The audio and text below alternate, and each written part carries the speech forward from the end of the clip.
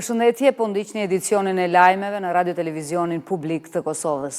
Policia e Kosovës në autorizimin e prokurorisë speciale ka zhvilluar një operacion në Prishtinë në kuadër të një hetimi ndërkombëtar për pastrim parash që dyshohet se rrjedhin nga trafikimi i drogës. Krye prokurori i prokurorisë speciale Bleri Misufaj tha se prokuroria që ai udhëheq kohën e fundit ka trajtuar disa raste të natyrës ndjeshme dhe shumë të rëndësishme dhe se shumica prej tyre lidhen me bashkëpunim juridik ndërkombëtar. Në një konferencë për media Misufaj tha se më 30 qershor, pjesëtarët e policisë së Kosovës në udhëheqjen e prokurorisë speciale kanë kryer disa bastisje në kuadër të një operacioni kundër krimit organizuar i koordinuar në kuadër të një hetimi mbi pastrimin ndërkombëtar të parave të nxjerra nga trafikimi i drogës nga autoritetet italiane dhe franceze, të koordinuar nga Europoli dhe Eurojusti. Gjatë aksionit janë sekuestruar asete në vlerë rreth 1 milion euro. Policia e Kosovës ka arrestuar një zyrtar komunal në Kaqenik në ndyshimin për keq përdorim të pozitës apo autoritetit zyrtar. Sipas policisë, i dyshuari gjatë procedurës për leje ndërtimi dyshohet se ka kërkuar dokumente shtesë nga një qytetar jashtë procedurës së rregullt. Për dokumentet shtesë, viktima ka paguar mbi 600 euro në një kompani private, ndërsa më pas ka konstatuar se ato nuk figurojnë në dosjen zyrtare dhe ka njoftuar policinë. Pas intervistimit në pranit e avokatit mbrojtës me vendim të prokurorit, i dyshuari është ndaluar për 48 orë. Policia e Kosovës ka arrestuar në flagrancë një person të dyshuar për vjedhje të rëndë në Prishtinë. Sipas policisë, i dyshuari është kapur në momentin kur kishte hyrë në një shtëpi gjatë një operacioni të njësisë veriu. Personi 37 vjeç është intervistuar në koordinim me prokurorinë e shtetit dhe është dërguar në mbajtje për 48 orë.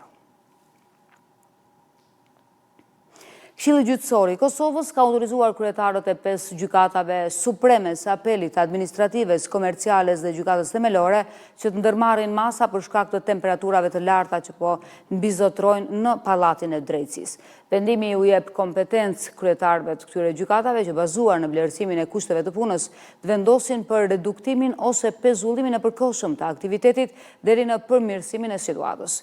Kryesuesi i Këshillit Gjyqësor Rustem Thaçi tha se vendimi do të zbatohet në varësi të vlerësimit që do të bëjnë drejtuesit e gjykatave.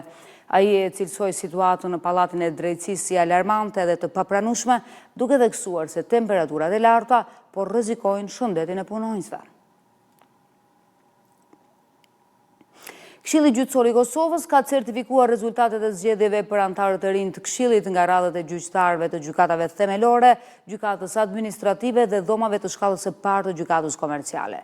Me këtë vendim, Këshilli konfirmoi zyrtarisht zgjedhjen e gjyqtarit Agron Majgjuni dhe të gjyqtares Valentina Sopjani si anëtarët e rinj të Këshillit Gjyqësor të Kosovës nga radhët e gjyqtarëve.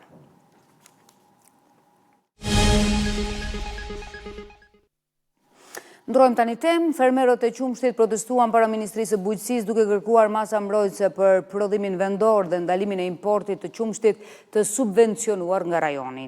Përfaqësuesi i shoqatës së fermerëve, Fidan Krasniqi, tha se situata është bërë e rëndë pasi për 4 ditë nuk kanë ku të dorëzojnë Qumshtin dhe kërkojnë ndërhyrje urgjente institucionale. Nga ana tjetër, përfaqësuesi i qumshtores Vita, Kushtrim Tigani, kërkoi publikimin e shpejtë të rezultateve të analizave laboratorike. Protestuesit derdhën qumë është përpara objektit ministrisë dhe u përpoqën ta fusin brenda, por u ndaluan nga policia e Kosovës. Ambasada e Shteteve të Bashkuara të Amerikës në Kosovë ka shprehur mirënjohjen për pullën postare me rastin e 250 vjetorit të Shtetet e Bashkuara të Amerikës. E ngarkuara me punë e ambasadës amerikane në Prishtinë, Anu Pratipati, tha se kjo pull simbolizon miqësinë e thellë mes dy vendeve, duke theksuar se çdo letër që e mban atë do të përcjellë historinë e përbashkët të lirisë dhe miqësisë.